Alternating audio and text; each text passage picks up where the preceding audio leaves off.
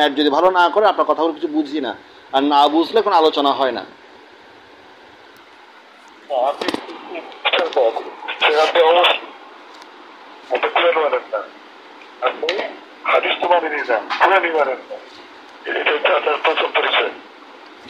এই পরিচয়টা আপনি কোন দলিলের ভিত্তিতে দাবি করছেন? আল্লাহর কুরআন একমাত্র ধর্মগ্রন্থ এবং কুরআনের সাথে সামঞ্জস্যপূর্ণ যত কথা আছে, আমার কথা আপনার কথা, পৃথিবীর যত হাদিস গ্রন্থ, অন্যান্য ধর্মগ্রন্থ, সব গ্রন্থের সাথে যদি মিলে যায় সব কিছু ঠিক আছে, কোনো সমস্যা নেই, সাংঘর্ষিক হলে বাদ। আচ্ছা, এই কথাটা আপনার আগে আর কে বুঝেছে? এটা কেউ বুঝেন, এটা কোরআনে আছে। আমি বলেছি যে এই যে আপনি একটা মত দিলেন কোরআনে অনেক, এই এই আপনার এই বুঝটা আমি বুঝলাম তো। আপনার জন্ম 1990-তে বা 95-তে, নাবি মুহাম্মদের জন্ম 1445 বছর আগে।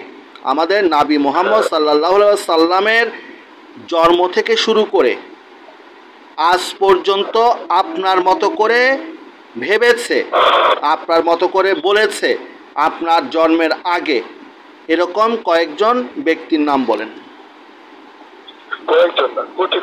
আমাকে কোটি থেকে কয়েকজন নাম বলেন, কোটি থেকে কয়েকজনের নাম বলেন।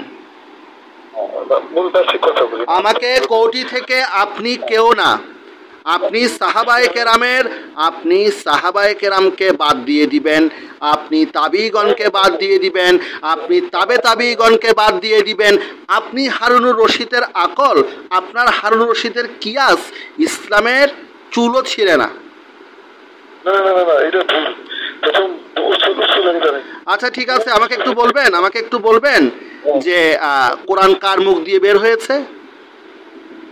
নবী মুহাম্মদ সাল্লাল্লাহু আলাইহি ওয়াসাল্লামের মুখ দিয়ে হয়েছে। হ্যাঁ, থেমে যান। নবী মুহাম্মদের মুখ দিয়ে যে বের হয়েছে এটার দলিলটা আমাকে দেন।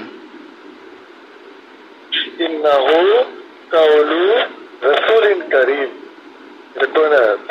নিশ্চয়ই এই কোরআন সম্মানিত রাসূলের আলিত বাণী।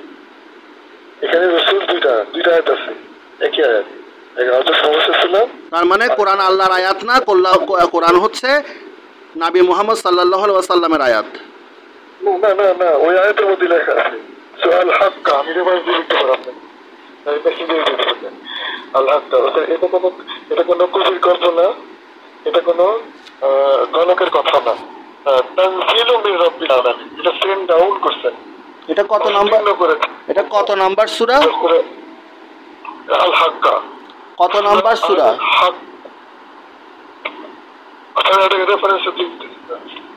কত নাম্বার সূরা? সূরা জানতে চাচ্ছি, সূরা কত নাম্বার? সূরা কত নাম্বার?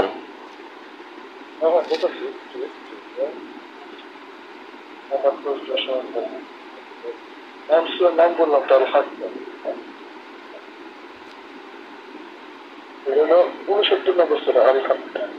কত নম্বর আয়াত?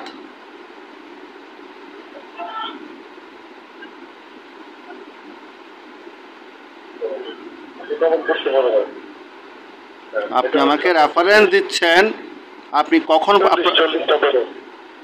40 নম্বর আয়াত।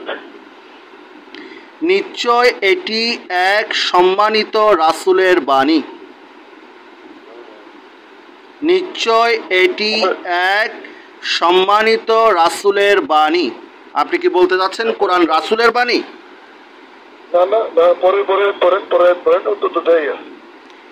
আর এটি কোনো কবির কথা নয়, এটা কোনো গণকের কথা নয়। আমরা প্রত্যেকটা মুসলিম জানি আমাদের এই আল কোরআনটা কোনো কবির কথাও না, কোনো গণকের কথাও না। কিন্তু আপনারা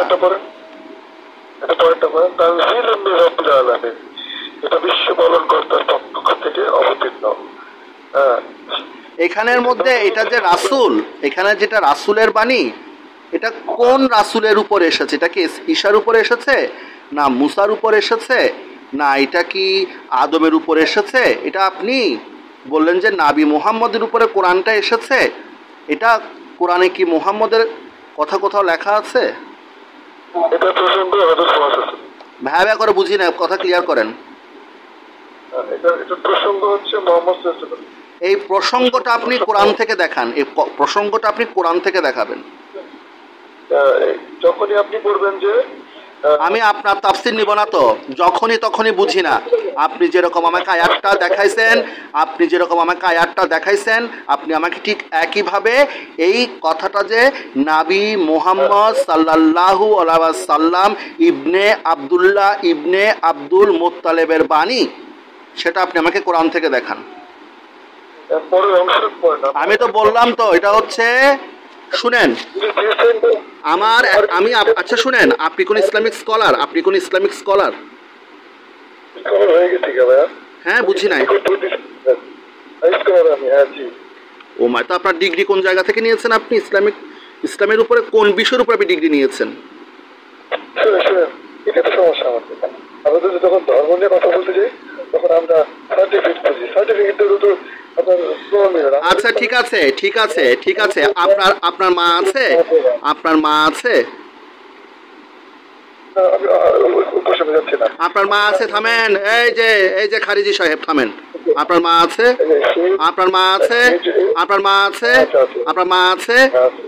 আপনার মায়ের যৌনাঙ্গের মধ্যে একটা টিউমার হয়েছে। কোথায় হয়েছে? যৌনাঙ্গে টিউমার হয়েছে। এই কথাটা আপনাকে এবং আপনার আব্বাকে আপনার আম্মা বলছে। এটা শোনার পর আপনি এবং আপনার আম্মা কোথায় যাবেন? আপনি এবং আপনার আম্মা কোথায় যাবেন? কার কাছে যাবেন? আমি বললাম যে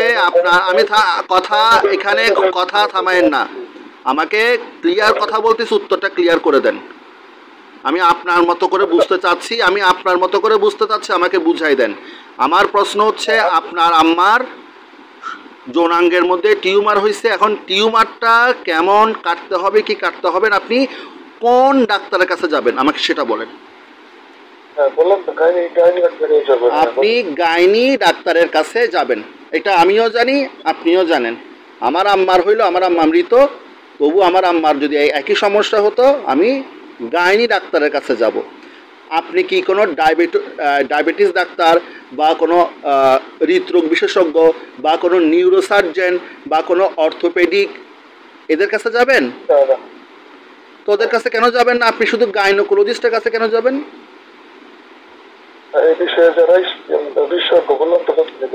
এই অর্থাৎ একজন ক্যান্সার, আমি শেষ করি না, আপনি কেন কথা বলতেছেন? আমাকে বুঝতে দেন না, আমি কোরআনে যাচ্ছি না তো, আপনি আমাকে কথাটা শেষ করতে দিচ্ছেন না কেন?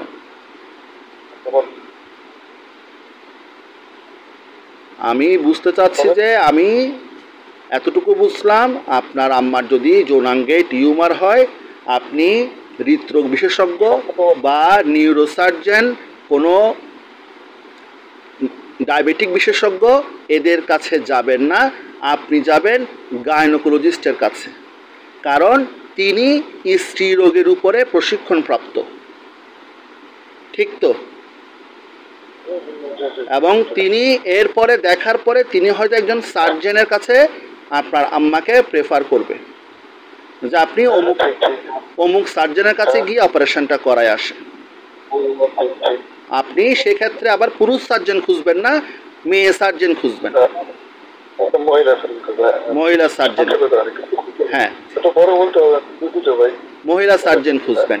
এখন আপনার পাড়ার মুদি দোকানদার সে বলল যে আপনি ডাক্তারের কাছে যায়েন না, আমি 20 বছর 15 বছর 10 বছর ধরে বাসার মধ্যে ডাক্তারি পড়ছি, ডাক্তারি বইগুলো আমি খাই ফেলছি, আপনার আম্মা চিকিৎসা আমি করাবো, অপারেশন আমি করাবো, আপনি তাকে করাতে দিবেন?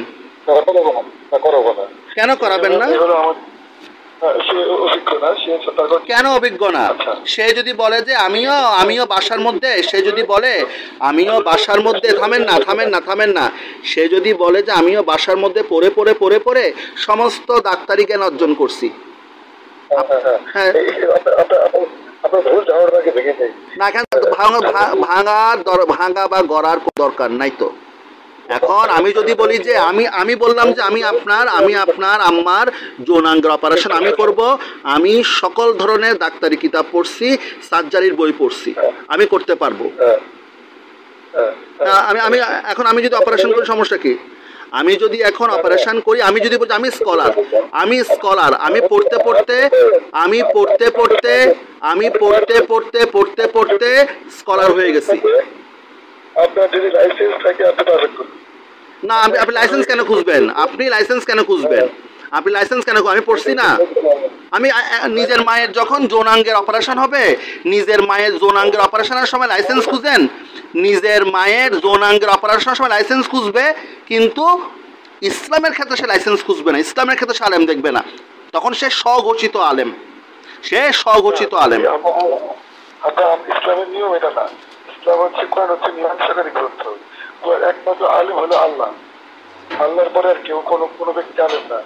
আল্লাহ যাকে জ্ঞান দান করছে কোরআনের মাধ্যমে সেই হলো আলেম।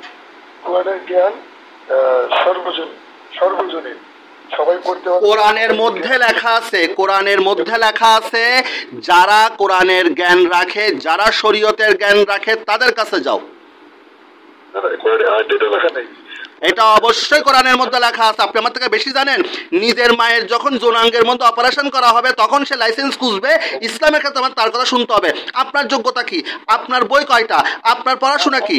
আপনি কে? হু দা ফাক আর ইউ? আপনি কে? আপনি হারুন রশিদকে কেউ না, নাথিং। আপনাকে কে মানে? আপনার লেখাপড়া নাই, আপনার পড়াশোনা নাই, আপনি সাহাবায়ে কেরাম মানেন না, তাবিঈগণ মানেন না, তাবিঈগণ মানেন না, আইন মানেন না, কিছুই আপনি মানেন না। আপনি বলতেছেন আপনি স্কলার। আপনার স্কলার কে মানে? রাস্তার পাগল যদি রাস্তায় চিল্লাই বলে আমি প্রধানমন্ত্রী, সে প্রধানমন্ত্রী হয়? হয় না। প্রধানমন্ত্রী হইতে হলে তাকে সাংবিধানিকভাবে কি করতে হয়? তাকে সাংবিধানিকভাবে সরকার গঠন করতে হয়, প্রতিটা দেশ তাকে স্বীকৃতি দিতে হয়, তারপর সে সংবিধান অনুযায়ী প্রধানমন্ত্রী হয়। এবার এই কথাটার উপর আমি লাইভ শুরু করতেছি, আপনি লাইভে আসেন, আর ইনবক্সে কথা লাইভে আসেন। আমি লাইভ শুরু করতেছি, লাইভ শুরু করতেছি, আসেন, লাইভ শুরু হবে, আসেন।